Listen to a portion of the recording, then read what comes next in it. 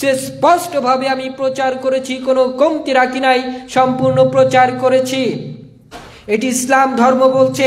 একই কথা যদি আমরা দেখি তাহলে আমরা যদি দেখতে পাবো গসপেল অফ বুদ্ধের 38 নম্বর অনুচ্ছেদের 35 নম্বর অনুচ্ছেদ, গসপেল অফ বুদ্ধের 36 নম্বর অনুচ্ছেদের 48 নম্বর পরিচ্ছেদ, গসপেল অফ বুদ্ধের 9 নম্বর অনুচ্ছেদের 8 নম্বর পরিচ্ছেদ, গসপেল অফ বুদ্ধের 18 নম্বর অনুচ্ছেদের 16 নম্বর পরিচ্ছেদ, গসপেল অফ বুদ্ধ 17 নম্বর অধ্যায়ের 42 নম্বর পরিচ্ছেদ, গসপেল অফ বুদ্ধ 182 নম্বর পরিচ্ছেদের ভিতরে উল্লেখ আছে যে এই ব্যক্তি যখন ধর্মকে প্রতিষ্ঠা করবেন তখন এই ব্যক্তি সম্পূর্ণ পৌঁছে দিবেন তার শিষ্যদের কাছে।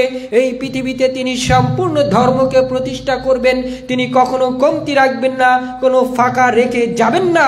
তারপরে কোনো বুদ্ধ আসবেন এই অপেক্ষা তিনি করবেন না, যেহেতু তিনি সর্বশেষ বুদ্ধ, সর্বশেষ মাইত্রী। এই জন্য এই বুদ্ধ তিনি এই ধর্মকে এস্টাবলিশ করে দিবেন, প্রতিষ্ঠিত করে দিবেন।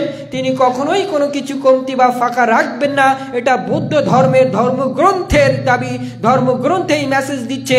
একই কথা পবিত্র কোরআন বলছে সূরা গাশিয়া সূরা নম্বর 88 আয়াত নম্বর 21, ফাযাক্কির ইন্নামা আনতা মুযাক্কির, তোমার দায়িত্ব শুধুমাত্র সুস্পষ্টভাবে পৌঁছে দেওয়া।